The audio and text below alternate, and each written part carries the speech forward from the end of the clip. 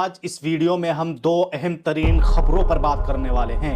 दोस्तों, पहली खबर यह है कि बांग्लादेश की रिपोर्ट के मुताबिक बांग्लादेश के एक तबलीगी इज्तिमा में आपसी एक ऐसा झगड़ा हुआ कि अब तक उस लड़ाई में 4 लोग शहीद हो चुके हैं। यकीनन दोस्तों, ये बहुत ही अफसोसनाक खबर है।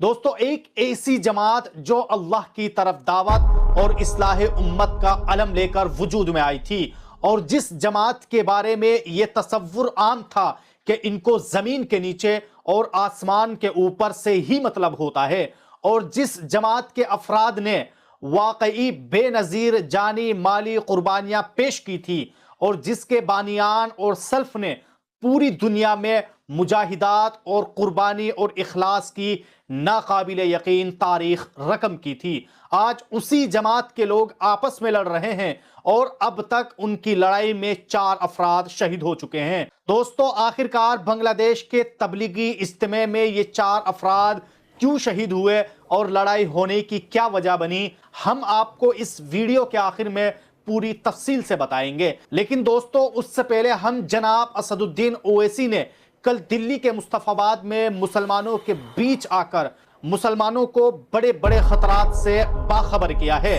आखिरकार दोस्तों, दिल्ली के मुस्तफाबाद में जनाब असदुद्दीन ने आज के हालात के तनाजुर में लोगों को किस चीज से बाखबर किया है, हम खुद जनाब असदुद्दीन ओवैसी की ही जुबानी सुनेंगे। इससे पहले कि दोस्तों हम आपको बांग्लादेश की तबलीगी इज्तिमा में क्या कुछ हुआ है उसको पूरी तफसील से आप लोगों के सामने रखें, आप पहले जनाब असदुद्दीन ओवैसी का कल जो मुस्तफाबाद में बयान हुआ है और बार बार मुसलमानों के सामने ये ऐलान किया है कि अब भी वक्त है कि ए मुसलमानों जाग जाओ। आखिरकार दोस्तों, जनाब असदुद्दीन ओवैसी ने कल मुस्तफाबाद में क्या कुछ कहा है, आइए उनकी ही जुबानी सुन लेते हैं। कब तक हम उठाएंगे? हमारी मस्जिदों पर हमला हो रहा है। संभल में गोली मार दी गई, 5 मासूम बच्चों पर सीने पर गोली मारकर उनको खत्म कर दिया गया। 500 साल के बाद मुझसे कहा जा रहा है बताओ ये तुम्हारी मस्जिद है या नहीं।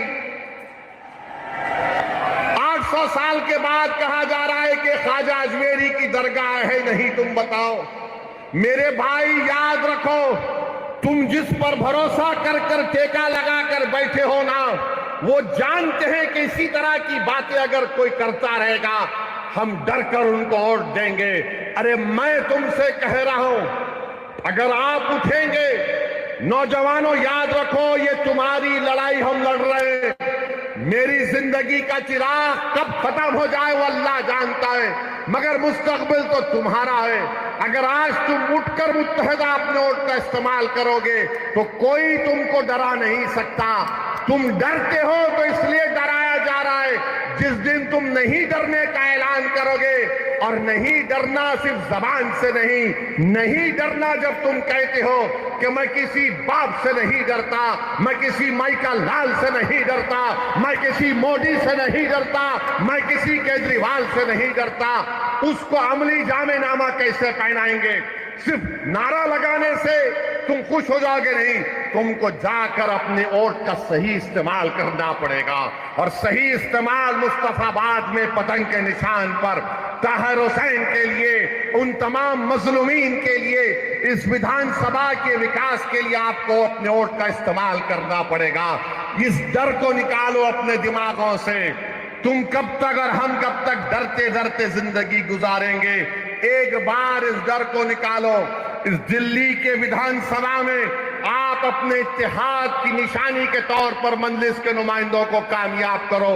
देखो हालात बदलेंगे, वरना याद रखो कोई आसमानों से आने वाला नहीं है, कोई जमीन से निकल कर आने वाला नहीं है। और अल्लाह भी उन्हीं लोगों के हालात को बदलता है जो अपने आप को बदलना चाहते हैं। अगर आप अपने आप को बदलना चाहेंगे तो अल्लाह इंशाअल्लाह ताला हमारे मुश्किलात में आसानी पैदा करेगा। अगर आप अपने हालात को बदलना चाहेंगे तो अल्लाह हमारे लिए हमारे मंजिल मकसूद को हमको पहुंचा देगा। अगर तुम सिर्फ दिमागी पसो पेश पे रहोगे कि क्या होगा, ऐसा करे तो ऐसा होगा, नहीं करे तो क्या होगा, अरे हमारी जिम्मेदारी जितनी है उतना निभाओ, हमारी जितनी जिम्मेदारी है उतना तो निभाओ। मगर ये सिर्फ आप देख रहे हैं कि कभी ये कभी वो, ये नहीं चलने वाला है मेरे दोस्त। अब केजरीवाल कह रहे हैं मैं ये दे दूंगा, मैं वो दे दूंगा, मैं ये कर दूंगा, सब कर दूंगा। केजरीवाल अपने जेब से नहीं दे रहे हैं, उनके अब्बा का पैसा नहीं है, गवर्नमेंट का पैसा है। मैं ये दे दूंगा, मैं वो दे दूंगा। अरे क्या दोगे तुम ताहिर हुसैन के घर को आकर तुम नहीं मिल सके, तुम क्या दे सकते हो? जो जेलों में है तुम उनके परिवार से एक बार फोन करके नहीं बात कर सके, तुम क्या दे सकते हो? तुम यहां पर रोड पे ट्रैफिक जाम होता, तुम उसको हल नहीं करे, तुम क्या दे सकते हो? इस विधानसभा में तुमने कौन सा स्कूल कॉलेज खोला बताओ हमको? तुमने कुछ नहीं किया। क्यों नहीं किया? क्योंकि केजरीवाल और मोदी जानते लोग डरते हैं। इनको डरा कर रखो, और इनको डरा कर रखो तो एक मुश्त में इनके वोट लेकर जाओ। और जब मैं इस तरह की बात करता हूं तो बोलते देखो ओवैसी वोट काटने के लिए आया है। मेरे अजीज दोस्तों और बुजुर्गों, अगर मेरी बात में सच्चाई है तो उस पर गौर करो। आप, ये आपका इलेक्शन है, मेरा इलेक्शन नहीं है। मुझे हैदराबाद की आवाम ने कामयाब कर दिया, मेरी पार्टी मजलिस इत्तेहादुल मुस्लिमीन को। नरेंद्र मोदी, अमित शाह मुझ आए हैदराबाद को हराने के लिए, सब आए वहां पर, छोटे बड़े, मोहब्बत नफरत की बातें करने वाले, मगर हैदराबाद की आवाम ने 3,30,000 वोट से मुझे कामयाब किया। अब आइए दोस्तों, हम बात कर लेते हैं कि आखिरकार बांग्लादेश के तबलीगी इज्तिमा में ऐसा क्या कुछ हुआ है कि दो ग्रुप के बीच ऐसी लड़ाई हुई कि 4 अफराद शहीद हो चुके हैं। दोस्तों, बात है 18 दिसंबर 2024 की। आपके सामने जो परसों एक तबलीग के अंदर लड़ाई हुई, जिसके अंदर 4 आदमी मुसलमान हमारे भाई शहीद हो गए। वो किसने किए? अपने मुसलमान भाइयों ने किए। जो 18 दिसंबर 2024 के अंदर बांग्लादेश के अंदर जो आलमी इज्तिमा था, उसके अंदर जो जैसे हमारे यहाँ कोई प्रोग्राम होता है या कोई भी काम होता है, उसका पहले से ऐलान हो जाता है कि फलां तारीख से लेकर इस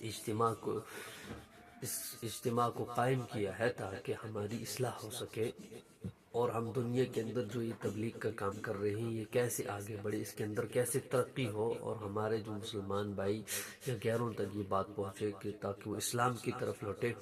और साथ ही में ऐलान हो चुका है और जो इज्तिमा था वो शुरू हो चुका था। और रात के मीडिया रिपोर्ट के मुताबिक, जो बांग्लादेश के हैं मीडिया रिपोर्ट, उसके मुताबिक ये जो बात हमारे सामने आई, हम तक पहुंची, वो ये थी कि जो शूरा वाले थे उनका पहले ही से आलमी इज्तिमा कायम हो चुका था, वो शुरू हो चुका था।